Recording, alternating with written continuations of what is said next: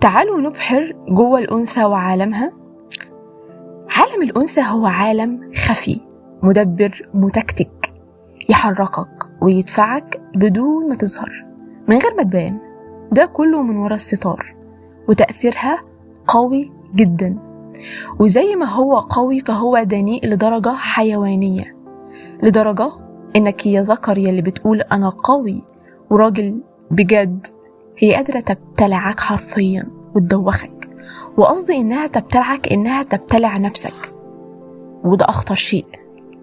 وأنا هنا بتكلم عن حالة جوه الأنثى عشان أنت تاخدي بالك وتكوني أنت المتحكمة في هذا الصوت الدنيء اللي أنت خلقتيه جواكي، اللي منك.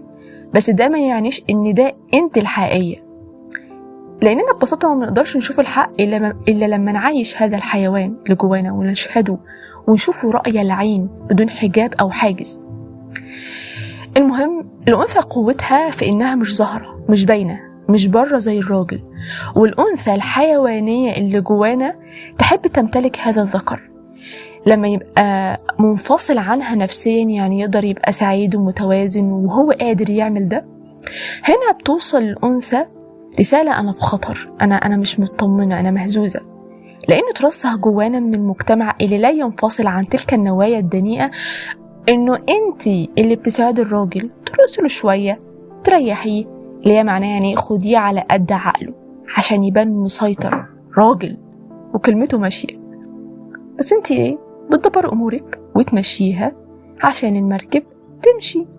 بس الحقيقة إنك بقرون، ويدخل معانا رغبة الرجل لجسد الأنثى وتاخدها قوة ليها. يا سلام لو ست فهمها كويس وشيطانها كده، وشيطانها يعني مش شيطانة، وشيطانها متغلب عليها، دي بقى تولع حريقة، وفي نفس الوقت تقف على جنب تعيط بعيون بريئة وخوف من النار، لا تعمل مع إنها اللي عملها. صوتها الناعم اللي يطمن يسحرك. بس لو أنثى مريضة هتركبك، قصدي هتركبك المرجحة والزحلية وانت مبسوط لأنك مش راجل، قصدي مش راجل فاهم ولا عارف نفسك كويس. مشيتها، صوتها، دلعها، تفاصيلها بتجيلك على الحتة بتاعتك لأنها عارفة نفسك أكتر منك وبتقدر تقراك وتفهمك. دي قوة الأنثى في حدسها اللي يعريك في ثانية. أنا بتخض والله، اللي جوه النفوس يخض ويرعب. وده الشيطان اللي احنا خلقناه جوانا، يبهرك يسحرك ويغريك، والحقيقة انه بيقتلك ويسحقك ويدمرك ويلغي وجودك.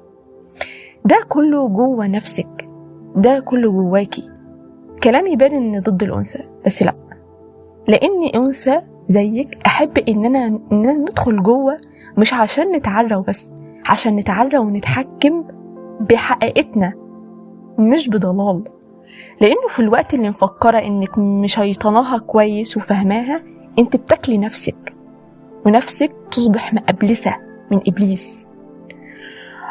عمرنا ما هنوصل الحقيقة من غير ما ندخل ملفات وأبواب مظلمة متكهنة قديمة في أماكن بعيدة جوه نفوسنا، تتحكم فينا وإحنا مش مدركين إن ده من نفوسنا، مننا. وحقيقي كلامي ليس له إلا نية واحدة، دعوة إننا نشوف الحق والحقيقة ونسعى ليه أولا، عشان الحقيقة إن إحنا بإيدينا بنفوسنا وصلنا لنفسنا إننا نكون في هذا المكان السيء الدنيء. وما كان ربك نسيا، حتى لو أنت إنسان ونسية. سلام، نتقابل في قعدة تانية.